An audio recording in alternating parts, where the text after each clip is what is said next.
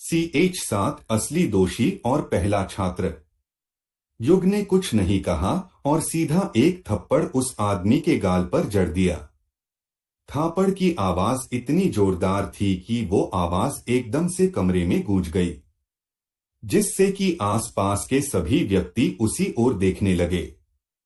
जब उन्होंने देखा कि किसी बच्चे ने उनके लीडर को थप्पड़ जड़ दिया है, तो वो सभी कामों को छोड़कर उसके पास चले आए। युग ये सब कोई हीरो बनने या किसी की भलाई करने के लिए नहीं कर रहा था। वो आदमी जिसे युग ने थप्पड़ मारा था, यही वो आदमी था जो विधु आश्रम के सभी छात्रों को पकड़कर अपने पास ले आया था, और ये आदमी भी निर्मय के हत्यारों के साथ था। ये उनका ही एक साथी था। जब सभी लोग युग को चारों ओर घेर कर खड़े हो गए, तो वो आदमी जो इन सबका बॉस था, उसका गुस्से का मीटर अब तक की सबसे ऊंचाई पर जा चुका था। ऐसा हो भी क्यों न, एक 15-16 वर्ष का बच्चा उसे उसके ही ठिकाने पर मार रहा था। बोलते हैं ना, अपने एरिया में तो कुत्ते भी शेर होते हैं, बस ऐसा ही उसके भी साथ हुआ था। फिर उसने युग को गौर से देखा और उसे एक खतरनाक आइडिया दिमाग में आया। उसने सोचा, ये लड़का कितना सुंदर है, क्यों न इसे पकड़कर वो अपना गुलाम बना ले और इसे बड़े राज्य की रानियों को बेच दे। रानियां तो वैसे भी अपने आसपास सुंदर आदमी या महिला को देखना पसंद करती है।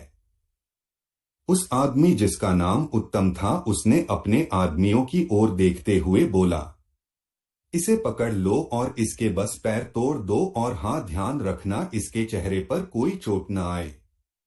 ये सुनकर उत्तम के सभी आदमियों में से एक, जो कि 7 फुट का था और उन सब में सबसे ज्यादा ताकतवर भी था, वो आगे बढ़ गया और सबसे बोला, तुम लोग देखो मैं कैसे इसे एक पालतू कुत्ता बनाता हूँ। वो युग की ओर बढ़ने लगा और अपनी शक्तियों को दिखाने लगा।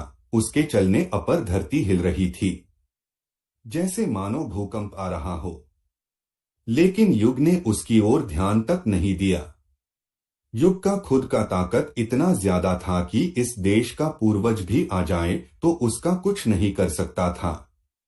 जब वो आदमी युग के बेहद करीब पहुंच गया, तो युग ने उसकी ओर सर घुमाया और उसे बस एक अंगुली से धकेल दिया, जिसके कारण वो आदमी 50 मीटर दूर उड़ गया और जाकर एक दीवार में धंस गया। इस ताकत के प्रदर्शन को देखकर सब समझ गए कि ये बस दिखने में बच्चा है, लेकिन इसकी शक्तियां बेहद खतरनाक है। उन सभी ने अपने अपने हथियार निकल लिए और युग पर एक साथ हमला करने चल पड़े। युग ने पास में ही पड़ी एक लकड़ी को उठाया और उन सबकी दिशा में घुमा दिया, जिससे एक ऊर्जा की तरंग निकली और उन सबकी ओर बढ़ चली। जब तक उन्हें समझ आता कि क्या हुआ, उन सबको एक जोरदार झटका लगा और सभी अलग अलग दिशा में उड़ गए।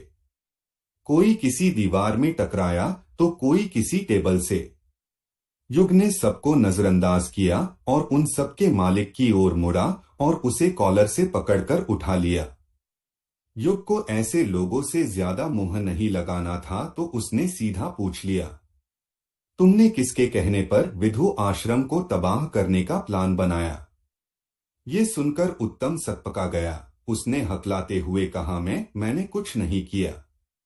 युग ने फिर से एक जोरदार थापड़ सीधा उसके गाल पर जड़ दिया, जिससे उसके 4 दांत टूटकर बाहर निकल आए।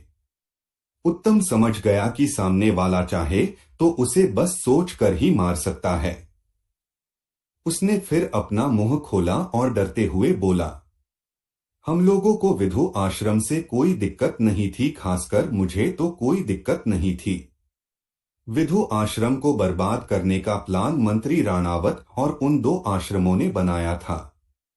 मंत्री को लगता था कि मिस्टर परफेक्ट राजा के साथ रहकर उसके कामों में दखल अंदाजी कर रहा है, और उन 4 आश्रम में भी अब छात्र नहीं जा रहे थे, तो उन सब ने मिलकर विधु आश्रम को तबाह कर दिया। युग ने फिर पूछा, तुमने आश्रम के छात्रों को कहाँ कैद किया है? उत्तम ने भी तोते की तरह बोल दिया, वो सभी सीढ़ी से नीचे जाने वाली रास्ते में एक फ्लोर है, वहीं कैद है। मैंने किसी को भी अब तक कुछ नहीं किया है। युग ने एक ही हाथ से उसके गर्दन पर थोड़ी जोर लगाई, जिससे उसकी गर्दन टूट गई, और उत्तम के जब तक कुछ समझ आता वो मर चुका था। युग ने उसकी लाश को एक ओर फेंका और जेल जैसी बनी कमरों की ओर बढ़ चला। उसने कमरे में देखा तो वहां कई लड़कियां और कुछ बच्चे थे। उसने सभी कमरों की दरवाजों को तोड़ दिया और सबसे बोला कि अब आप लोग आजाद हैं, जाइए बाहर हॉल में जाकर खड़े हो जाएं। और कुछ लड़कियां जो ज्यादा चोटिल नहीं थी उन्हें रोक लिया और उन्हें बोला कि आप सभी कमरे की चाबी खोजकर इन सभी कमरों को खोलकर सबको आजाद करवाओ। उन सब ने ऐसा ही किया। युग सीधी से दूसरी मंजिल की ओर चल पड़ा। नीचे वाले कमरे में ज्यादा अंधेरा था, बस कुछ जगह मसाले जले थे, जिससे थोड़ी बहुत रोशनी उस गलियारे में हो रही थी। युग एक कमरे के पास गया और एक ही धक्के में लात मारकर दरवाजे को तोड़ दिया। कमरे के अंदर कुछ 100 छात्र थे। उनमें से सभी ने विधु आश्रम की कोट पहनी थी जिस पर चांद की चित्र था। उसने सभी की ओर देखकर बोला, आप सभी विधु आश्रम के छात्र हैं। आज से आप सभी इस कैदखाने से आजाद है।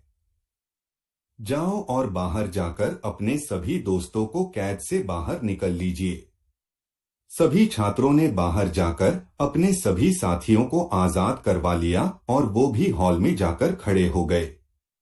ये फ्लोर इस जगह की आखिरी फ्लोर थी, तो युग भी बाहर हॉल में चला गया।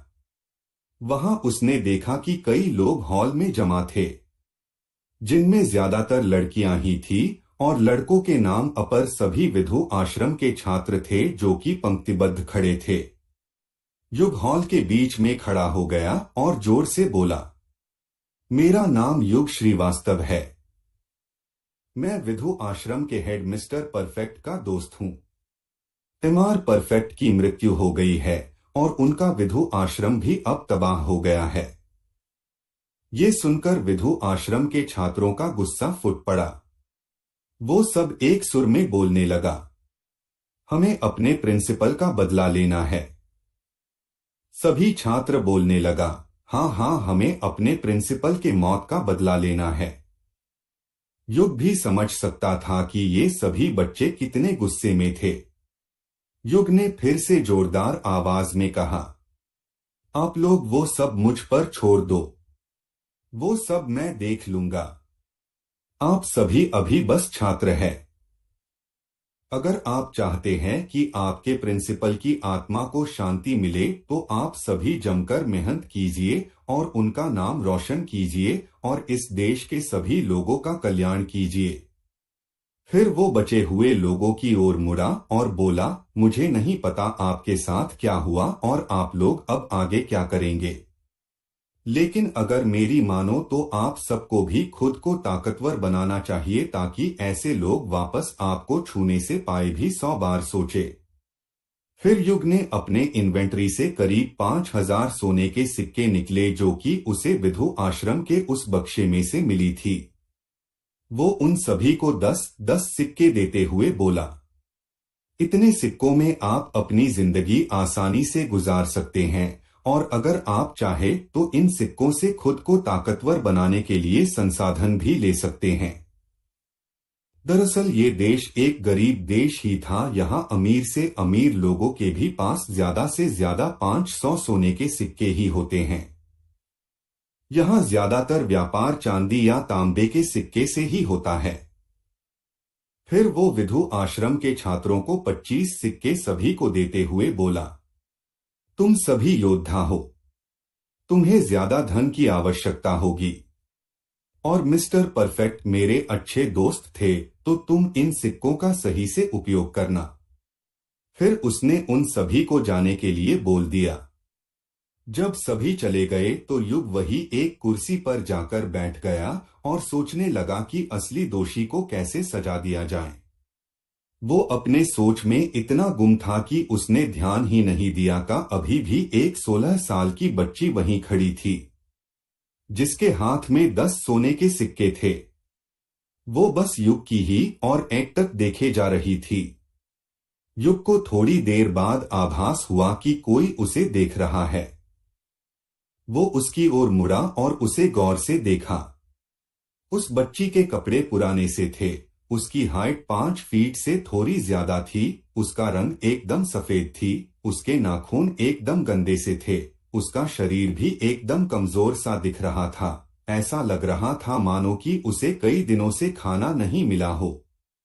युग ने उससे कहा, जाओ अपने घर जाओ, अपने माता पिता के पास, वो तुम्हें ढूंढ रहे होंगे।